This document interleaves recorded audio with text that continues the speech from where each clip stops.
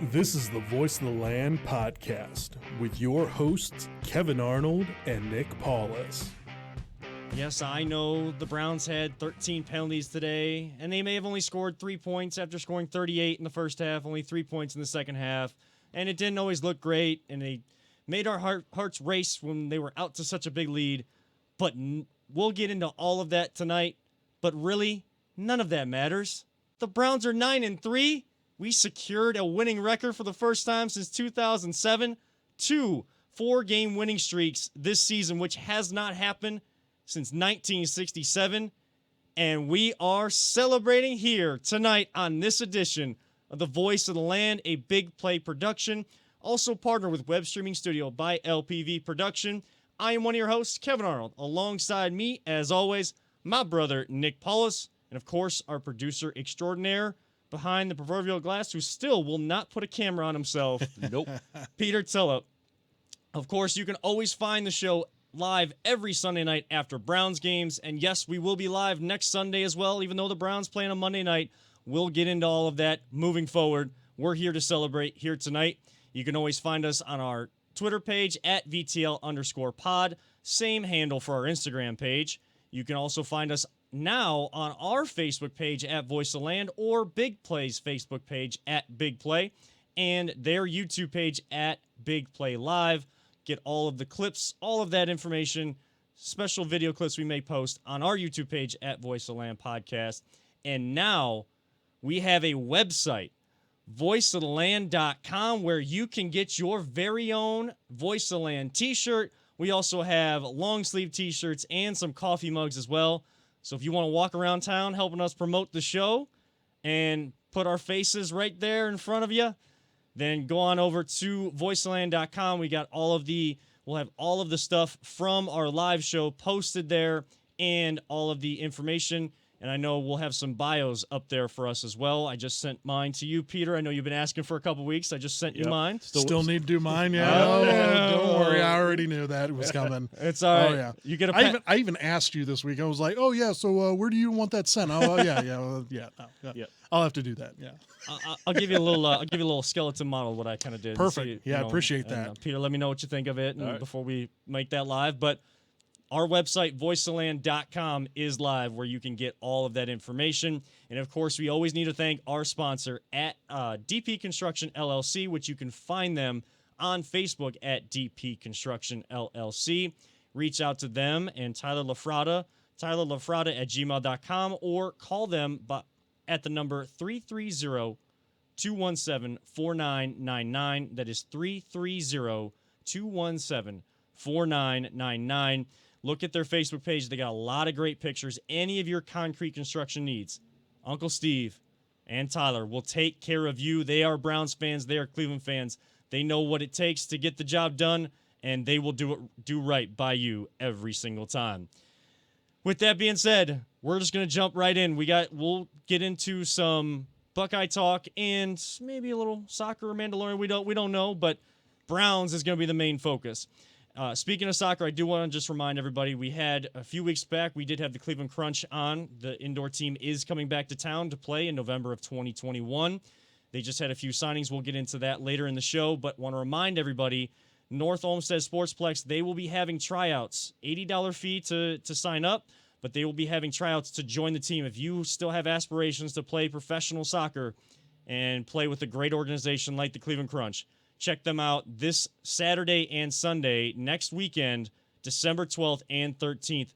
They will be having those tryouts, so check them out there. Switching gears, though, to American football, and the Cleveland Browns are 9-3. Paulus, you got to be riding sky high today. I got to imagine. I stayed off Twitter. I got to imagine the gifts were on point today. Oh, you know it. Come on. Come on. Absolutely. We are 9-3 for the first time since 1994. 1994, how old were you? Were you even born? Yes, yes, I was born in... I'm just double checking. For the record, I was born in 1991, so I was 3 years old. 3 years old. I don't remember anything. I was... at 1994, I would have been 6 years old. 6 years old. This is ridiculous. The fact that it has been this long, I'm so happy that we have Kevin Stefanski. and Baker Mayfield. What's this episode called? Yeah. Baker is our guy. Is Baker our guy? No, right. Baker is our Baker guy. is our guy. Question mark. Yeah, Okay. that's the question to everybody out there that's tuning in. You can comment on Twitter, Facebook, wherever you're watching right now. Give us your thoughts. We're going to give our thoughts here. I know the guys want to talk about their full reaction from the game, but we're going to let you know if we think Baker is our guy. A little tease. I sent this tweet out 9 hours ago. I truly believe today is the day that we find out Baker Mayfield is the Browns franchise quarterback. Whether or not that's a good thing or not. He has to make plays in order for us to win this huge game. P.S. I have faith that he will. By the way, I am so happy I tweeted that out because I've been getting reaction after reaction after reaction of people going like, this aged well. You know, not the typical like, oh, this aged poorly or anything like that. You know, this... To me, we actually legitimately found our franchise quarterback. I know a lot of people are going to say, well, now he's 6 and 12 now against ranked opponents. This was the game. You had everything going for you. Okay. A defense that isn't really all that great, but you're going up against a team that can run the ball. They are mere images of each other. The way that, they had the amazing running back in Derrick Henry, who the Browns actually locked up for like the entire day, which was extremely surprising there for us. We finally found our quarterback. I already told you we found our coach. Kevin Stefanski is that dude. I truly do believe that Stefanski will lead us to a Super Bowl, 100%. Beating this Tennessee Titans team and now going to 9-3, you legitimize yourself as a Super Bowl contender, not a playoff contender, which you are now certifiably, I believe, 95%, percentage wise to link up that playoff spot. You are a legitimate Super Bowl contender. I know you and I have talked about this previously and how you don't want to rush into something like that. I'm telling you, Kevin, this is a Super Bowl team. If you can run and play defense like the first half, as well as you did, that is something that travels. And if Baker is balling out like he did this afternoon, which, I mean, the running game sets up everything perfectly. Right? Nick Chubb didn't have a great running game, especially in the first half. Yeah, I mean, he was starting to get those, chunk yards after a while, but he didn't have a great first half. He didn't. But the threat of him breaking one loose kept everyone in the box. Dan Orlovsky of ESPN, ESPN analyst, actually did like a play-by-play breakdown of the Donovan Peoples-Jones 75-yard touchdown. By the way, beautiful play. Oh my God, was that gorgeous? Ooh, that hit the one to Higgins though. I might argue a little bit prettier. Whatever. I'm cool. like at this point in time, we're arguing semantics at this point. Exactly. We're splitting hairs here. But that Donovan Peoples-Jones, he broke it down so perfectly. And the reason why he had 15 yards of separation was because obviously the guy bit on the play action. Bit on the cut in and then just went out. And I mean, the running game had everything to do with that because there were 10 guys in the box right there. All he had to do was beat the safety. At that point in time, that's all he had to do. It was fan-freaking-tastic the way that this game was performed, at least the first half. The second half obviously got a little squirrely towards the end, which is something that they absolutely have to work on. But today, we found our quarterback. I believe that. I want to know, do you feel the same way? Well, let's find out from Peter. Have we found our quarterback? Well, I know that we kind of thought his rookie year went backwards last year, as Paulus likes to say, with bumbling Freddie Kitchens at the helm. That's right. Yeah. Right. But, is he the guy? I'm going to be honest. When we first drafted Baker, I was not a fan because, I'm like, oh man, I can't believe. And last year was a huge disappointment. But I'll tell you what, if he can continue to play, like he played today, then I think he is. But I'm a long-time Cleveland fan, so I got. Week after week, you got to keep proving it to me. Yeah. But, I mean, the way he came out and the Browns came out the first half today I was sitting there in shock. To The second half, that's a whole nother, that's a whole other story, But they did what they needed to do to win, and right now, I think Baker's our guy. I've never waned from Baker being our guy. It's just he does things to question that belief in him because he looks so good on certain throws. Sure. And then can miss the easy ones. Today, he made all the throws in the first half. And he made some in the second half, too. A couple drops that kind of like run plays, those crossing routes, those 5 to 6 yard crossing routes by Higgins and Jarvis that get dropped. That doesn't just get you a first down, that keeps the clock moving. So, I'm not making excuses for how the second half went. They have to be better at closing. Mm-hmm. But we're 9-3, and we haven't played a full game yet. You can see the negative in that, but that's the coach's job. We'll dig into Coach Kev's corner and what Coach Kevin Stefanski's probably telling his team after that game. And it'll be very brief tonight. Trust me. Coach Kev's corner, I don't got much to coach on tonight. It'll be just what is Coach Stefanski really thinking and telling his guys from a coaching standpoint. But I will say that when we first drafted him, I was skeptical. And I was on, those 4 quarterbacks, Josh Allen, Sam Darnold, Rosen, and Baker, of the top 4. I was a Sam Darnold guy, and I can admit that. I can admit that I was wrong about that. Sure. He's of course, Darnold in a system in New York with the Jets that has probably done what a lot of young quarterbacks here in Cleveland have had happen to them, have had their development ability derailed by what's going on around them, and they just didn't have enough talent to then oversee what was being done to their development by the coaching staffs. But after that rookie year, you saw the moxie, the confidence, and the leader that Baker could be. Last year really made you question that. This year, though, was a prove-it year, and it's still that. Let's be realistic that there. Of course, you can't just go out there and do that this first half, and you win against a good team, and then do the same thing against the Ravens on Monday night that you did against the Ravens week 1. You can't have that ebb and flow if you're going to continue progression and regression. That's right. Not a franchise quarterback. But I believe Baker is our guy because when he goes out there, he has really taken on the mantra of Coach Stefanski because when Coach Stefanski makes a mistake, you rarely see it happen again. Or maybe twice, but that's it.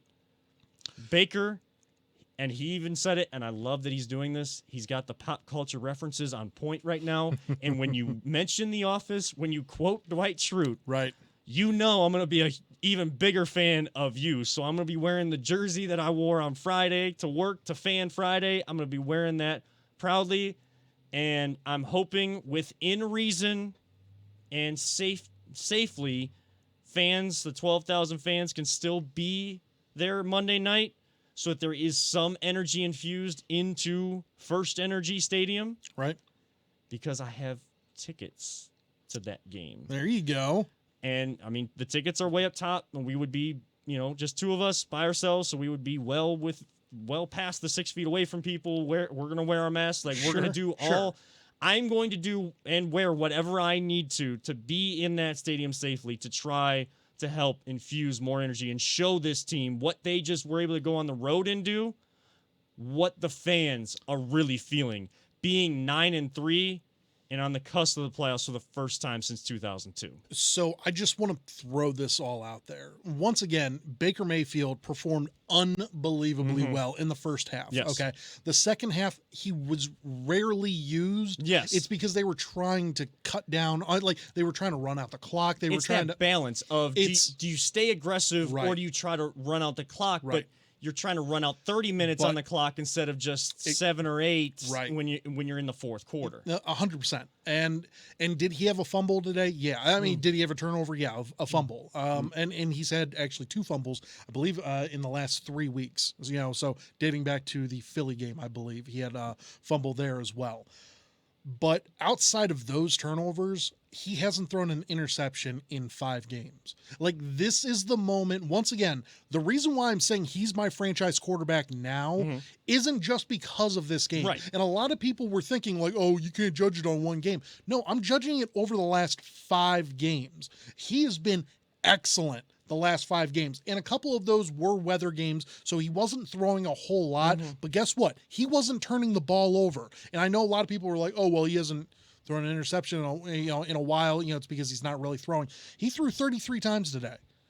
Completed 25 of them. And it wasn't just dink and dunk 5 yards. Hell no, it wasn't. It was zipping them. Like the one that Jarvis didn't catch, he had a lot of speed on that with the 5 yards. That one killed me. And then obviously the Donovan Peoples-Jones, that was another touchdown right there. That's got to be caught. And with the Jarvis Landry, yes, Baker put a lot of pace on it. He's got to continue to learn touch. But that also comes to there's fault on both ends. Of course. Jarvis has got to catch that because him and OBJ are catching one hands out of the jugs machine, and they're sending those things at you. And thank you for saying that, because like I've never seen Jarvis drop something that literally went straight through his hands and hit him in the face mask. I've never seen that happen before. So obviously that's a rarity. I'm just going to move past that play. Hey, he blessed them today. Bless, absolutely. But Donovan Peoples-Jones, he needs to learn from that. And guess what? Redemption Tour, he got it. 75-yard touchdown will do that to you. I think he had 2 receptions for 92 yards or something like that. Yeah. 2 receptions, 92 yards. I think. Yeah. Higgs had 6 for 95. Like, I'm not going to go there. I'm not going to go there. Oh. Yeah, I'm not going there. I don't know where you're going. You know where I was going. I was talking wide receivers, and we're doing really well. You knew where I was going. Oh. I'm moving off of that. Oh, I may have heard that conversation. Yeah. On the official Browns postgame show, like their official Browns postgame show, I may have heard that conversation. I'm not going there. You know what? I want to put this out there for everyone out there to think that we would be a better team without Odell Beckham Jr. out there. There you go. It's ridiculous. Odell is a special talent. Now, does he take away from the defense? Does he do a lot of things that you don't see out there? Yeah. Does Baker force some throws? Yeah, he does. Yeah, let's be honest. But whenever he went out weeks ago, you and I were talking about this. I thought we would see rookie Baker. Guess what's happening? Rookie Baker season is happening. Go back, check out the tweets. I guarantee you'll see it, because I truly did believe that Baker was going to get back to his normal self. I don't even count, like you were talking about last year, Freddie Kitchens, bumbling Freddie Kitchens. I don't even count last year because of how much of a crap show that was. And I think we're all going to agree with that having Freddie Kitchens as a head coach is probably like one of the top 3 worst decisions Jimmy Haslam has probably ever made in his entire life. Well, if I knew The Office is something that Baker Mayfield responds to, I would have just put a loop just put it on a loop, that Dwight Schrute quote for him last year when he had to deal with Freddie Kitchens and been like, when I think about what an idiot would do, would an idiot do this thing? I don't do that thing. Right. I want to throw it out there. I want to throw it out to the people. Do you think that we have our franchise quarterback? Because I'm a believer.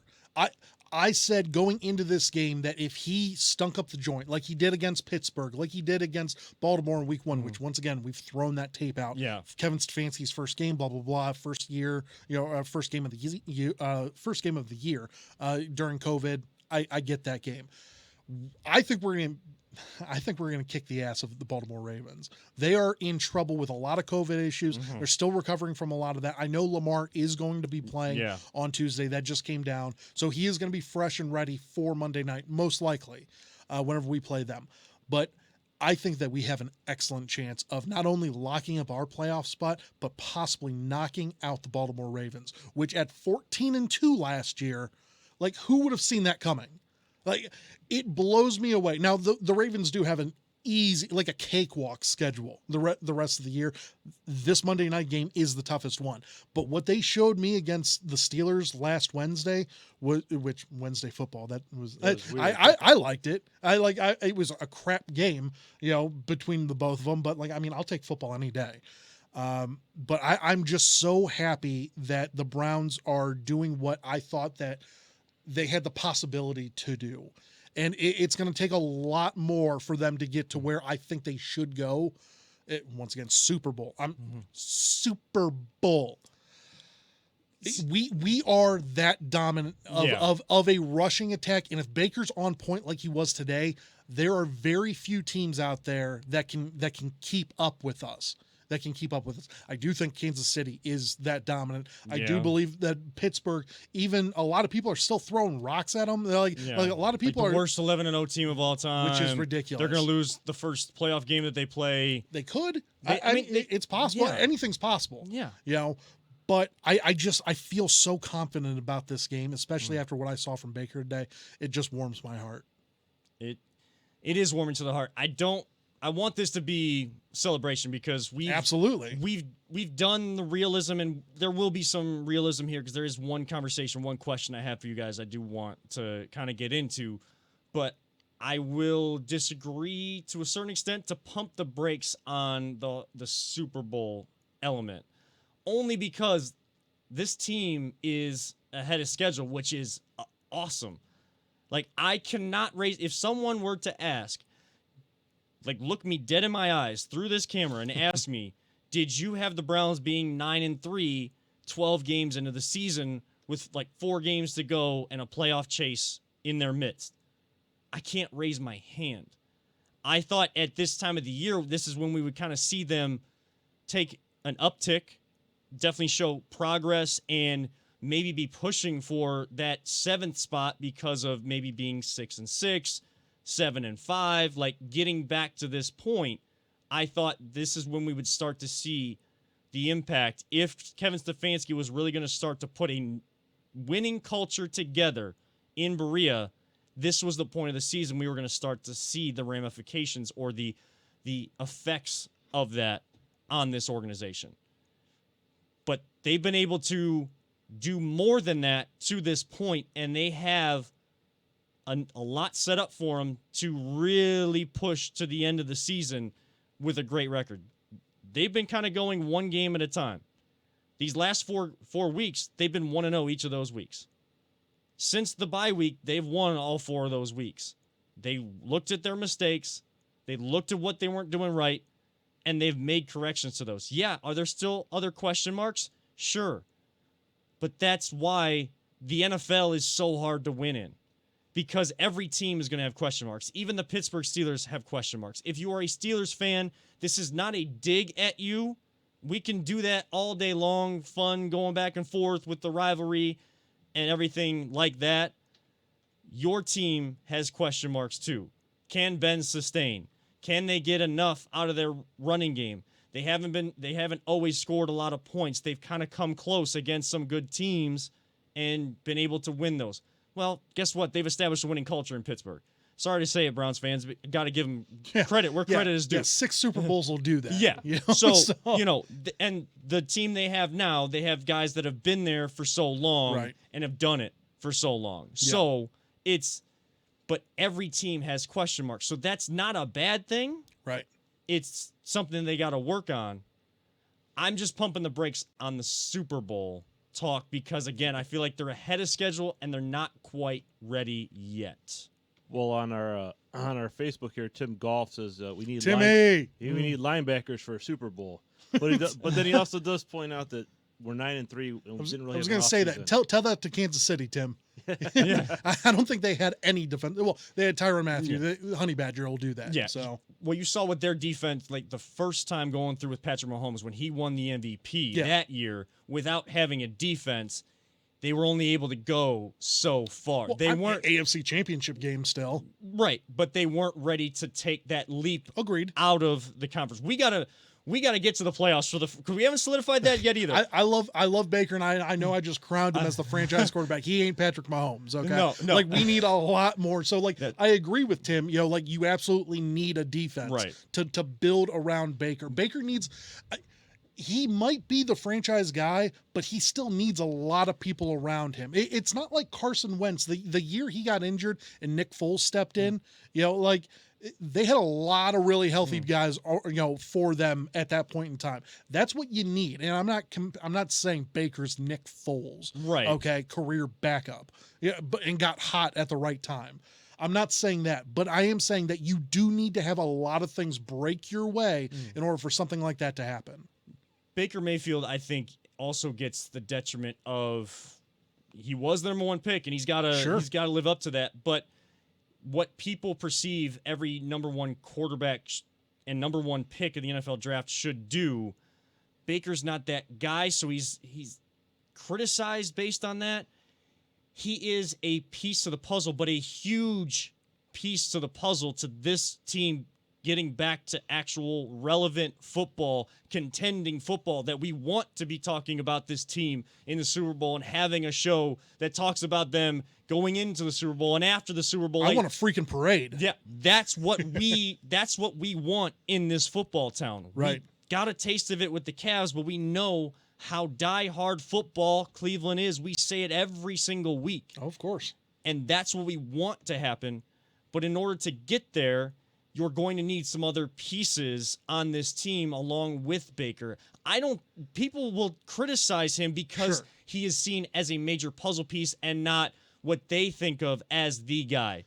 I don't see it as a negative, because if he's going to play like this, all day, every single game, all 16 weeks and beyond. There's only one team that scares the daylights out of me whenever it comes to something like this, and obviously it's the Kansas City Chiefs. I like top to bottom Kansas City. I mean, because they have that dude at quarterback. Yeah. They can. We've seen it in the playoffs. They were down 24 to Houston, and this is whenever Houston was good. Yeah. They were down 24. And within 3 quarters they put up 51. It's ridiculous how good that team is. Hit you from every angle. Absolutely. I mean, they got their quarterback now. Their run game isn't as dominant as what I thought it should be. But Edwards-Helaire can hit you when of course you least expect it. And Bell is, I mean, he's the backup right now, but I mean, he's dangerous as well. But I mean, they just have so many different playmakers on that team, and their defense. I mean, they love to play with a lead. They are fantastic whenever they get that lead. And whenever you get Patrick Mahomes, guess what? 99% of the time, you're probably gonna have the lead. So I just. There's only one team that frightens me, and that is the Kansas City Chiefs. And if we were to face anyone in the playoffs, that's the only team that I see that would give us a huge disadvantage. Now, once again, we've lost to Baltimore big time, at the beginning of the year, and we lost to the Steelers. I mean, it wasn't as long ago as what it feels like. It feels like it was 2 years ago, the last time that we played the Steelers, and whenever they beat us, I believe 38-7.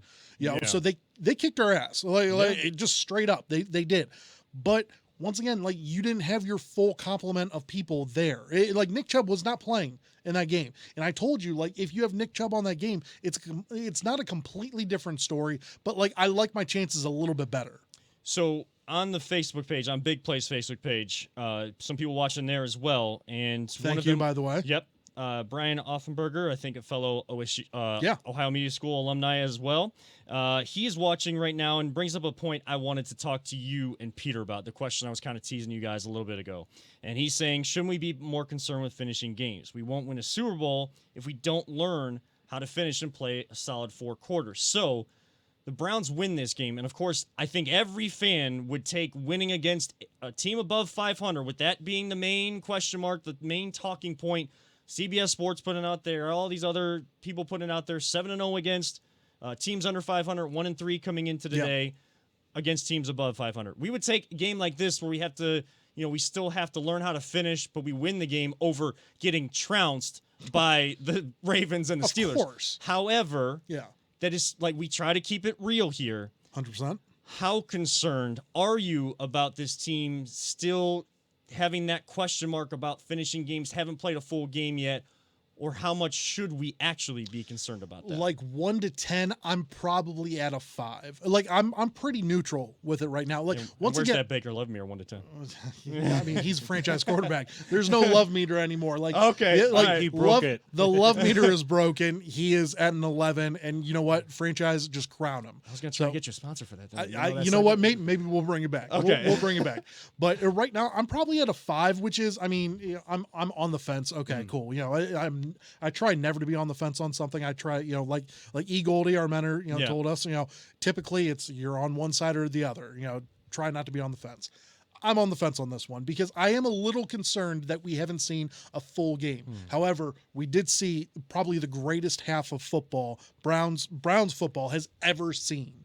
Okay, the fact that you go and score on, I believe it was 6 straight drives, and what 4 or 5 of those, 5 of those were touchdowns. Like you don't see much, and like the one field goal should have been a touchdown. Should have been. Like that's the thing. We should have had 6 touchdowns in that first half, been up, in the 40s. It didn't happen, and that's fine, but. You have things to work on, a lot of things to work on, especially in that second half. You got to learn how to finish out these teams because I would have thought that they would have learned how to do that from this, from the Cowboys when, a couple, months ago now. Right. But you need to learn how to do that. And you have the greatest compliments to do that in the running game. So you you got to step on their throats whenever you have the opportunity. In the first half, I thought it was excellent. I thought Stefanski called the greatest game I've ever seen in that first half. And in the second half, the defense started letting up. It's hard to be dominant 60 straight minutes. Right. It is. Right. Not every team's going to do it. And not every team's perfect. No one's going to play a perfect game. But they played as close to a perfect half as possible, and that gives me hope going forward. Going up against the bigger opponents, though, Baltimore next week, and then we have the Giants and Jets, and then we finish up with Pittsburgh. Okay. Obviously, Baltimore and Pittsburgh are the 2 main games that we absolutely need to keep an eye on. Giants have won 4 in a row. Giants have won 4 in a row. And you know what? The Giants' defense is not to be scoffed at. Yeah, they made are Russell legit. Wilson look amateurish today. 23 of 45, I think it was. And I think they only put up like 12 or 15 points. It was nothing. Well, okay. Look who their quarterback was. What? Well, the Seahawks put up 12. Yep. And Giants only put up 17 because you have Colt McCoy back there, but oh, yeah. gunslinger Colt McCoy, Good old Colt. 105 yards on the day. Right. Yeah. Not that great. I'm glad we moved on from him. But I really do feel like we have a great complement of people there for us. I think that we can learn from this, get better, and then whenever we get to the bigger opponents, once again, today was my biggest question mark for Baker's career. This was the biggest game of Baker Mayfield's career, and he dominated in it. And I can't wait to see what the national media says now.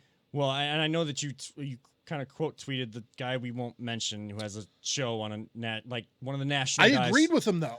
We're talking about Colin, right? We're talking Colin, but I agreed with him. He needed to shut people up, and he absolutely did. Yeah, he needed to shut people up. I wouldn't take it so far as on the way home if he didn't play as well or they didn't win the game, like they're gonna make some sort of private decision, like going that far. He's got to go that far to get and get people talking about it. We're giving him credit now. We're doing exactly what we shouldn't be doing. But that's on me. Yes. So. But I'm just saying, like, I understand where people were saying prove it. It just to take it that far seemed unnecessary.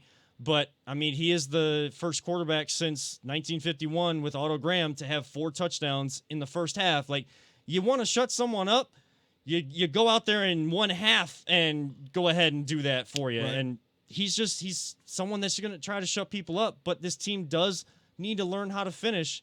Peter, where are you at with it? If you want to put it on a scale of 1 to 10, how concerned are you with this team finishing games? I think for me, it's always a concern because today I kind of felt like I was watching a Buckeyes game. Okay. Way up in the first half, and then you kind of let them go in. And sure. To me, I really felt like the play calling was in the second half was more of a let's just not lose this, as opposed to the first half was much more smash mouth. The throw, a lot more passing plays. Agreed. I think there were just a lot of series in the second half where we came out and it was 3 run plays just to try and eat up the clock. Yeah. And when the problem is if we didn't get the first down because the run game wasn't. They defended the run game relatively well. Both teams did. Yeah. So, yeah. The biggest surprise was that no one went over 100 yards rushing. Right. Yeah. So, I'm concerned. I'm concerned that they need to make sure, like you said, you can't take your foot off. You got to keep going. You have to put it away. I would have loved to see them score 60 points or more, and just keep more offense. But on the other hand, I get it. You don't want to have to force throws.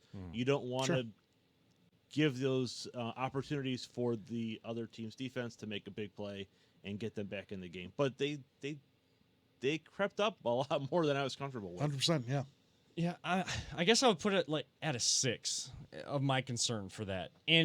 But with the trust, because we've already seen Coach Stefanski prove it, not just say he's going to make changes and correct mistakes that he's made. Yeah. They're actually doing that. Again, the words are translating to action on the field. And when Coach Stefanski has made a mistake, we have seen that corrected. Now, yes, we saw this same thing against Dallas, and we saw it today. Big gap between those games, but I think probably woke Stefanski back up to what he thought of after that Dallas game and what he may not have put into his mind in that second half. So next time this team, and it may come quickly of a situation like this, next time this team is in this situation, you're going to see something different, a different attack from the way this team approaches. At least you hope so. You hope so, but you're starting to build that trust. And if he doesn't do that, it is okay to criticize him and yet still have faith in Coach Stefanski to be our guy as the coach, as we have faith in Baker to be our guy at quarterback. It's just you are going to have to learn how to finish. And you're a team, you're an organization that has not had much playoff experience, very little, in the time that you've been back since 1999. And you have now established a winning record for the first time since 2007. You haven't been 9-3 since 1994. I mean, those years in the 80s where they were consistently going to the playoffs, nothing anywhere close in this new era of Browns football. Right. And in order to get to that point and truly contend, you got to go through adversity. You got to go through the moments where you learn how to win and are not the team finding new ways to lose, as we had every single week. But at some point, that's got to sink in so that you're prepared for that next big stage that comes at you, because the NFL will put those big stages in front of you week to week to week. Yes, you face teams that may be below 500, but they're all professional, and you got to go out there and win those games. And right now, we have a team that I have faith in, when they have things to work on, are going to work on those, going to focus on everything in-house in Berea and move forward and correct those the next time. You heard it from everybody after the game too. Jarvis saying, I missed a catch. Baker's one of the main things he's worried about, not how great he was in the first half, it's his fumble. Stefanski, bad play call that he had. Right. They're focusing on those little things because it's the little things that win you championships. Yes, defense wins championships. It's the little things in the game that create, develop, and win you championships. I just want to wrap this up here before we head into some Buckeye talk and go from there. But this was Baker Mayfield's starting-wise 41st game. Mm-hmm. He is now 21-20. We finally have a winning quarterback. Thank God. We finally have a winning quarterback. And once again, his record against top tier talent is at, I believe, 6-12 so far. Okay. So there are still plenty of issues that we need to correct, but he has plenty of time to do that. And you have two certifiably teams that are above 500 that you have the opportunity to get to 8 wins at that point in time. The Steelers are beatable. I'm sorry. I know they're 11-0, but they are a beatable team, especially after the losses of defensive players that they have. I mean, they are getting devastated with injury right now. They can't run the ball, by the way, either. No one talks about that. The Steelers, I did. The Steelers are a piss poor running attack. It is what it is. Big Ben is having a fantastic year. He is. Okay, so 100% cool. Okay, he's having a great year, but this team can be beat. You have to be quick off the edge. You have to hit them. How do you beat a bully? You punch them right in the face. And that's how we beat the Ravens, and that's how we beat the Steelers. From here on out, this is how it's done. This is Cleveland football. and the way you finish games is doing exactly what you did to the Titans. You took away their main options. When you didn't just tackle Derrick Henry, you hit Derrick Henry. Right. When he was met in the hole, it looked like he was about to break through. He got stood up. There was a fourth down play or it was 3rd and goal or 4th and goal maybe for the Titans, and he got stood up at the goal line. Like, it looked like there was a crease. I believe Sheldon hit him. Sheldon? I believe was that the 2-point conversion? Oh, that may have been the that 2-point conversion. Might have been Yeah. the 2-point. Okay. Yeah. Yeah, so that was a 2-point conversion, and BJ Goodson was coming up with big plays today. Myles Garrett, dude gets held more than any. Oh man! Like, I thought stars get calls, but I guess not. I don't know, but that's neither here nor there. Jacob will tell you how many times I was yelling at the TV because you see Garrett's head back, and I think they had one. He got one flag for the hands to the face. He may have in his favor. Yeah, maybe. But I I don't saw even so think many that. Yeah. that were. I think that was Claiborne actually that got the hands to his face because I think Miles was on the sideline there. You're right. It was Claiborne. You're right. It And wasn't this is Garrett. one of those things. And Chris Oldak, of the Really Big Show, actually commented on it. Aren't stars supposed to get calls? Like, that's what I thought. like Michael Jordan got calls all the time. LeBron gets calls all the time. Not as much as he should, by the way. Let's put that out there. Yeah. But Myles Garrett should get calls. Yes.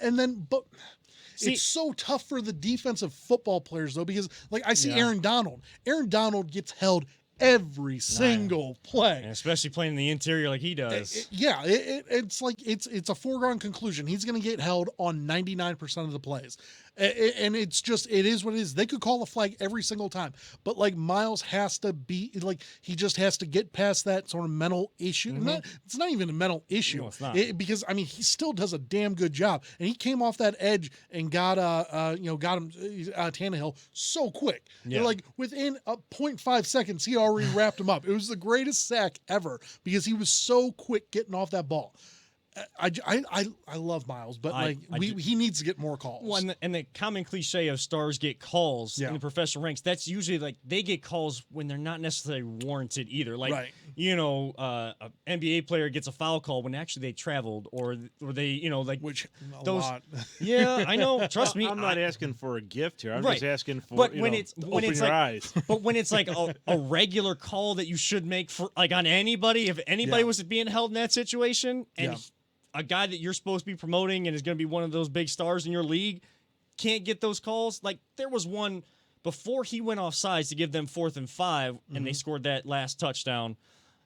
He got held on his face mask. Yeah. Not even like in the shoulder pads. He was being like the face mask is being grabbed off, and he's still pushing this guy into absolutely.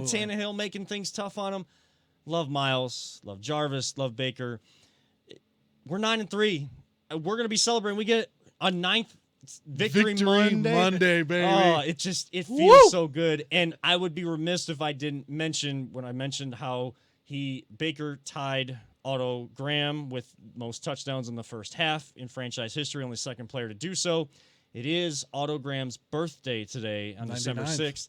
And another person's birthday on December 6th. Shout out to my sister, Amy Arnold, out in Hey, Seattle. happy birthday. I know the Seahawks didn't win, but hey, Cleveland won, so we're all feeling good. Right. And hopefully Columbus Crew and your Seattle, whatever they're called. Sounders? Yeah, Is Sounders, Is yeah. that what it is? I don't know. I don't mean, even know soccer. I know. Nailed it.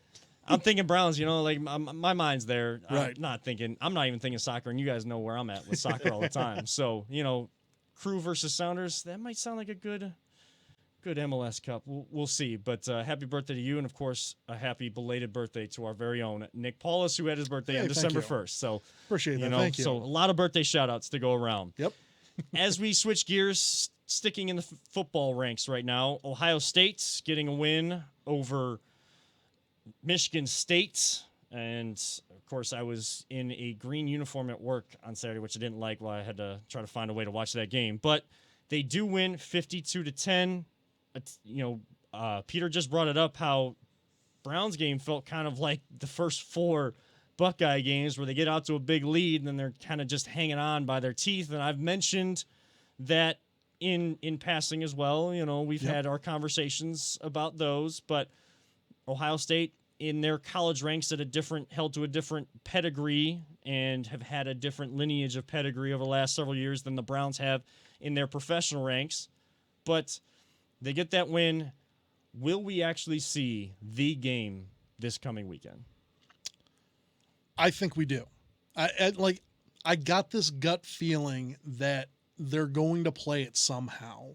And if you're a Michigan fan, God bless you. I mean, I wouldn't turn on the game. I don't know if you saw it or not. Do you know what the spread is for the game? It's got to be over 20 at this point. Is it close to 30? 29.5. When was the last time you saw a rivalry game Yeah. the game be more than 10 points? I mean, I don't remember a time, at least personally for me. I'm not the biggest gambler, but but that point spread, 29.5 points. They really think that Ohio State is going to put up 30 more points. And you know what? I would double it. Well, Michigan State, I think the spread was 23. Yeah. And crush that too. Yeah. So I'm telling you right now, Ryan Day coming back off of COVID is going to do everything that is almost illegal to this the team up north. They are going to get there's going to be a lot of bad things that happen to that team up north, because I'm telling you right now, I know Fields is out of the Heisman contention. He really is. It's unfortunate. He had the one bad game, and then there's been 2 or 3 games canceled on him. Justin might throw for 7 touchdowns. I could realistically see him throwing for 7 and then running at least 3 others in. By the way, that's 70 points. I think they get to 70, and they could realistically get even more than that. I think Michigan gets a gimme touchdown, because maybe even a couple of touchdowns, because once again, the Buckeyes defense is not great. And with all of these guys out on COVID, once again, I understand that they're out 23 people, and maybe not all 23 have COVID, but they're out all those people still. And I guarantee you, they still they still put up at least 50 on this team. Yeah, their offensive line, decimated. A lot of guys are out on their offensive line. And this Michigan State team that we just torched by 40 beat that Michigan team. This is by far probably the worst Michigan team of my entire life. Okay. I've been on this earth for 32 years. Probably the worst team of all time for them. And I can't wait to see what they do. I actually can't believe Kirk Herbstreit took back, apologized for what he said about making those claims against. It was a bad thing to say. It's a bad thing to say from where, the perspective he's coming from. Right. But the attitude in that, he's not wrong. I know. That's why I was I get why you're apologizing, but I also don't get it, because just the mentality and they seem defeated after they went to 1-3, and there's just no, I guess, no energy or anything in that program. They've quit. They quit on Harbaugh. And I understand that you don't want to say, this team doesn't want to play due to the COVID reason is you shouldn't be going there. Okay. Kirk, you shouldn't have said that. That being said, you're not wrong. I can't wait to see what happens with this game, because I guarantee you what's going to end up happening if they don't play. Okay. I think the Big Ten is going to retract that 6-game rule. I think that they will, or Ohio State could play someone like Nebraska next week, who apparently I don't think they have a bye week, but if something adds up, they're able to play them. I think that they would be allowed to play them again. No matter what, I think that the Buckeyes do get their 6th game, and that will either be the Nebraska game, or if they can't play Michigan, they will play in the Big Ten championship game. It's almost a lock, because the Big Ten needs money. Okay. All of these conferences need money. And what does Ohio State provide? Money, and boatloads of it. So everyone, I'm not saying everyone wants to see Ohio State in the game, but they bring in dollars. And in this cash strapped world that we're living in due to COVID, like even the $1 billion guys still are pretty greedy, and they want more. So I guarantee you that's what's going to end up happening. Peter, do they play this game? I think they figure out a way to do it. If Michigan does back out, then I agree with Nick. I think the Buckeyes, they'll try to find another team for them to face on Saturday. Though I am hoping that they do play this Michigan team, because I believe a couple months ago maybe we had a conversation of, do the Buckeyes hang 100 on Michigan this year? We did.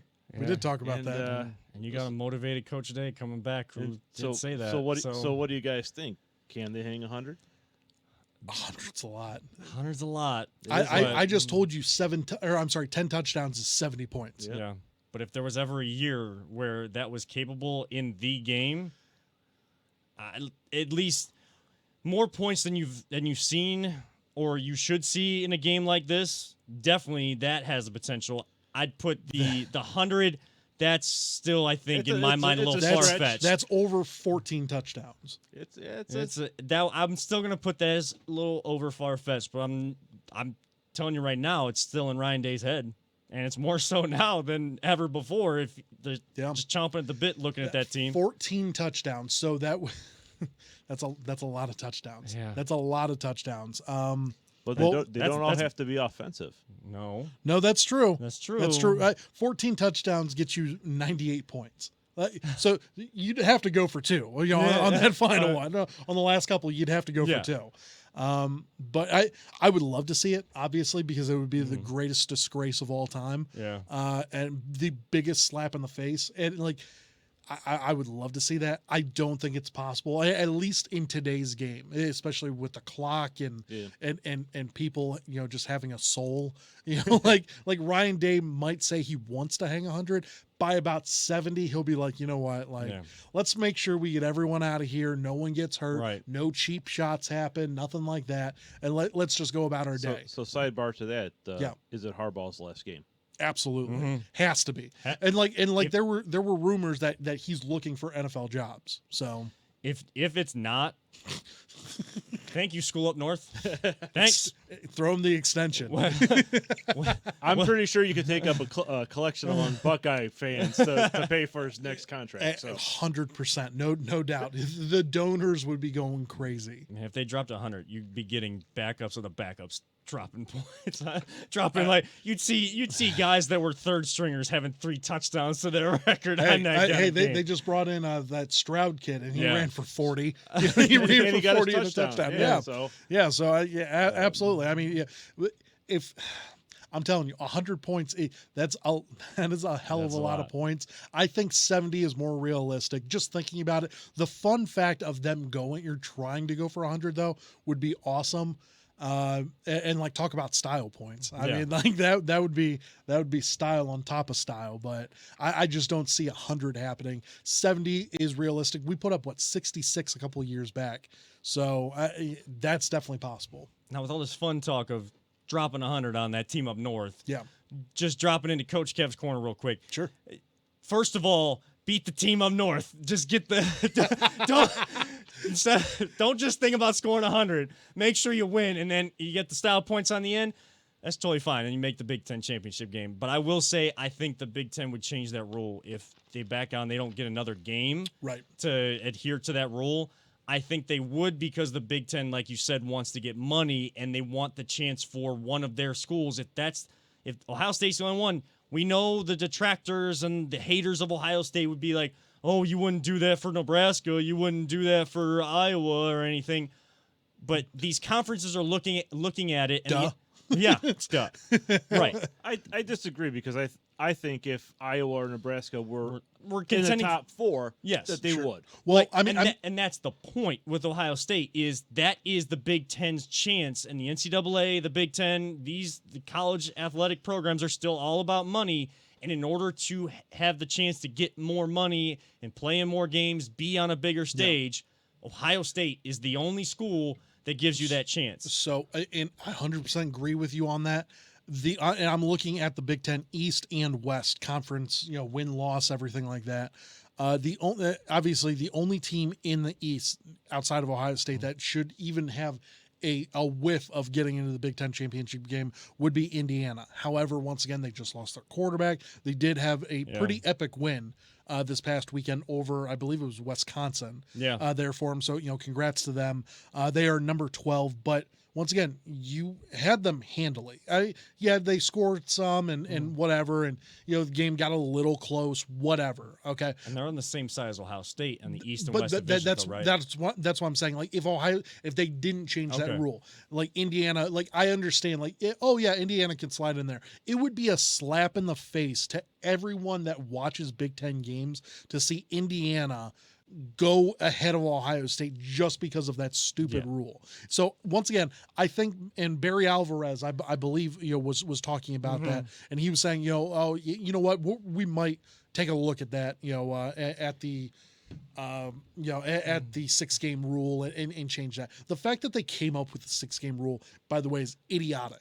Just to start that off, that was dumb. They've done a lot thinking that they've been at the forefront for everything, and they've changed their mind so many different times, and it'd be another time that they change their mind if they do change the rule. But you just brought up the number one point of why they would do it, and as much as we are Scarlet and Gray lovers, and that's running through our veins, of course, it's still like I'm trying to express this in the most unbiased way, looking at it from their perspective. You put in Indiana over Ohio State because they were able to adhere to the rule and play enough games, and Ohio State wasn't. Well, guess what? The team that's in the Big Ten championship game was beat by someone that can't be there because of your rule. Right. So that's the main reason why they would do that.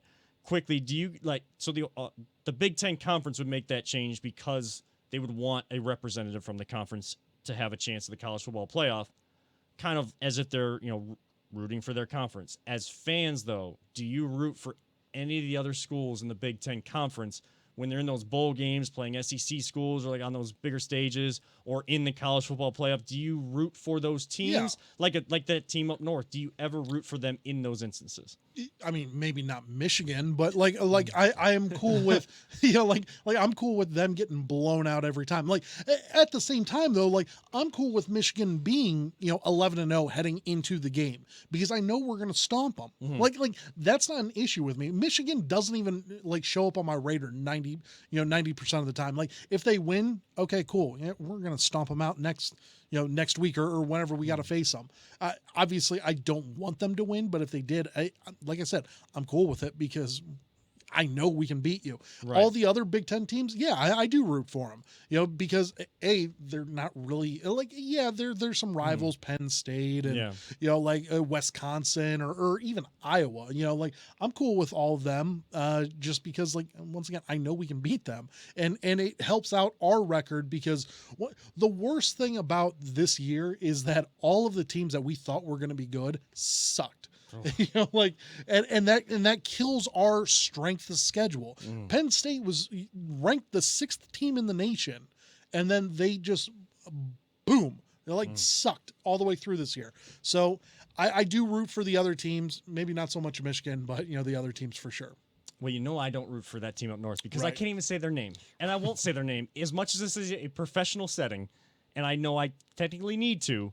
I won't say that word. You can't make me. Ha ha ha ha ha ha. Do you root for them, Peter? Any of the teams? I root for the Big Ten teams, especially in the bowl games. Because what Nick said, I want to see the Big Ten, looked at as a powerhouse, and I don't want it to be they go into these bowl games and get blown out. Now that team up north, I don't root for them. But I want them to do well. Sure. And I'd prefer that they win because the same thing. I mean, I hope we play this game and Ohio State just demolishes them. But on the other hand, I like it when they're a good team and Ohio State demolishes them because it just makes it that much sweeter that you're not, what was a couple years ago when they had the number one defense and they were, they guaranteed the win and got their butts handed. That was what, 62? I thought that was it 62 or 66? I think it was 62. Okay. I think it was 62-39 was the final of that game. And number one defense in the nation. Right. And Ohio State just made them look foolish. Right. And I love that. Yeah. So Those, true. it's so nice. those are the moments that are always the best. But yeah, I definitely root for the Big Ten teams. I want the conference to be seen as a powerhouse. Yeah. Yeah, I mean, over time, I've started to do that as well. Like, have that mindset. Like, you want the conference to do well so that when you play those teams that are doing well, then you look even, like, Ohio State looks even better. It's so difficult to root for any of those teams, but I will not, I repeat, I will not ever root for that team up north. You can't make me. Ha ha ha ha ha ha ha. Just so you guys are, just to reiterate that point. Right. But I mean, yeah, you still want the conference to do well, and the conference wants to have the ability to show off at least one school from their conference that's saying, hey, we have this representative, our football programs are great, or like our conference builds stars. Like that, they want that to be on the national stage so that they can make their money and continue to recruit more of the better talent athletically to their conference over the others. That's what it all comes down to. Now, just wrapping things up, we asked everybody tonight, is Baker our guy, and do you have any concerns about the defense and not being able to finish games? Jake on Facebook had said that 100% need to worry about keeping a lead in reference to finishing. No matter what, if we do that against Pittsburgh, could end badly. Some of the non-calls were bad, as we were kind of talking about Miles as well. Miles being held a lot. But regardless, as we kind of said in the beginning, we won. We are 9-3.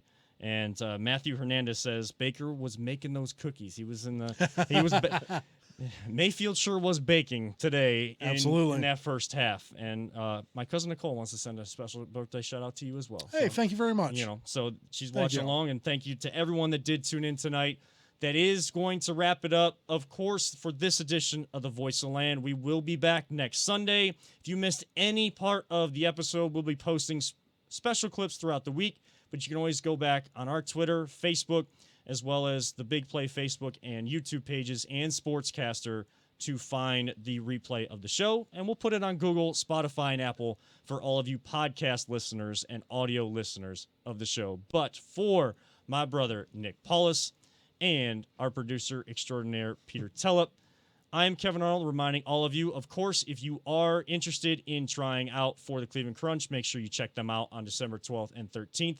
It is $80 now. I know that they had the early registration fee, but it'll be registration at the door for $80, but a great, I know that the money going into a great place, great organization, so go ahead, check them out, and get ready for indoor soccer coming back. Shout out to the Columbus Crew for making the MLS Cup. We'll be cheering them on next Saturday night against either Minnesota or Seattle.